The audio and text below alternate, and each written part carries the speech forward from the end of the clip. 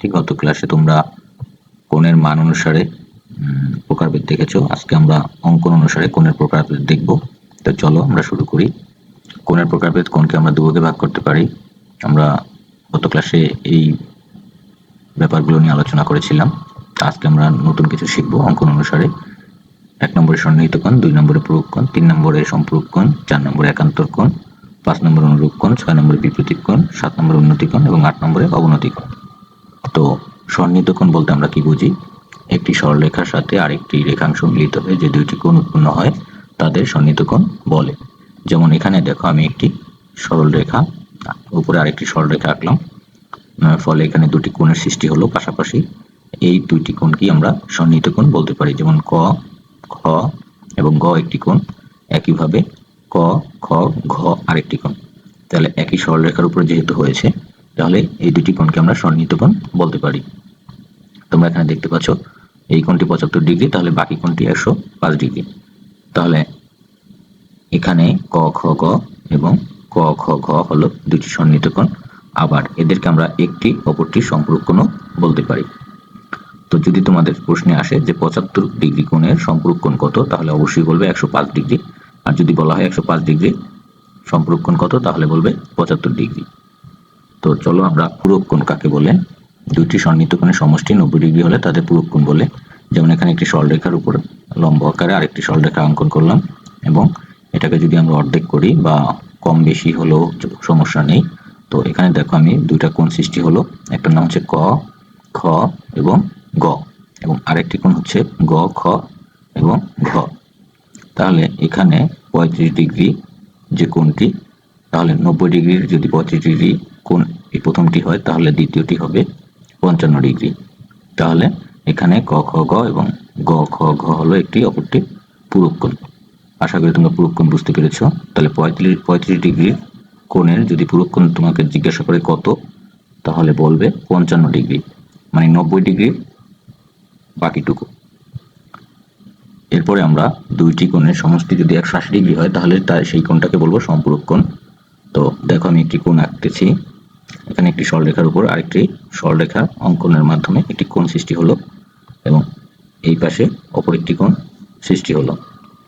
তাহলে এখানে ক, খ এবং গ হচ্ছে একটি কোণ, এবং বাকি কোণটি হচ্ছে ক, খ, ঘ। তাহলে যদি এই কোণটি 75 ডিগ্রি হয়, তাহলে 180 ডিগ্রির বাকি যে মান সেটাই হচ্ছে এই পাশের ক, খ, ঘ কোণ। তাহলে 105 ডিগ্রি হচ্ছে অপর কোণ। তাহলে এখানে আমরা বলতে পারি যে ক, খ, গ এবং ক, খ, ঘ হলো একটি অপরটির সম্পূরক কোণ। তো যদি প্রশ্নে আসে যে 75 ডিগ্রি কোণের সম্পূরক কোণ কত, তাহলে উত্তর হবে 105 ডিগ্রি। আশা করি তোমরা হিসেব করে এভাবে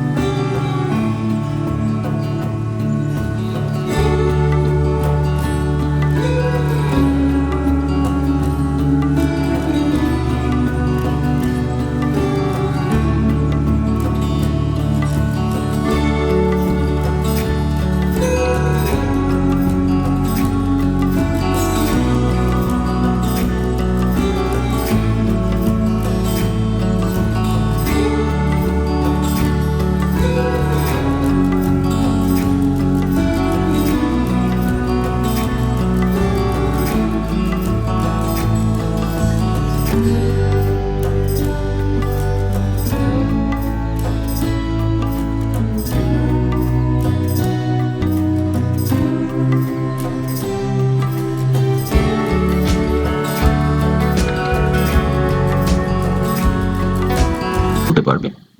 একান্তর কোণ, দুইটি সমান্তরাল সরলরেখাকে অপর একটি সরলরেখা ছেদ করলে সরলরেখার বিপরীত পাশের কোণ দুইটিকে একান্তর কোণ বলে। তো চলো আমরা একটি একান্তর কোণ এঁকে নিই। ক, খ একটি সরলরেখা এবং গ এবং ঘ আরেকটি সরলরেখা। এই দুইটি সরলরেখাকে যদি আরেকটি সরলরেখা ছেদ করে এভাবে উম এবং চ আরেকটি সরলরেখা, তাহলে এখানে দুইটা বিন্দু পাওয়া যায়। আমরা দুইটা বিন্দু দিলাম এবং এদের নাম দিলাম ছ এবং জ। তাহলে আমাদের যে একান্তর কোণ হবে, দেখো আমি একান্তর কোণগুলো আঁকলাম। এখানে 95 ডিগ্রি কোণ এঁকে নিলাম। তাহলে এখানে ক ছ জ, ক ছ জ মানে হচ্ছে এই 95 ডিগ্রি কোণটি। একইভাবে ছ জ ঘ এই কোণটি একান্তর কোণ। তোমরা অবশ্যই মনে রাখবে যে একান্তর কোণ অবশ্যই সমান হয় প্রত্যেকটি। আমরা পরবর্তী ক্লাসে যে বিষয় নিয়ে আলোচনা করব তা হচ্ছে অঙ্কন অনুসারে অন্য বাকি যে কোণগুলো রয়েছে তা। তো পরবর্তী ক্লাসটি দেখার জন্য এখনই চ্যানেলটি সাবস্ক্রাইব করো।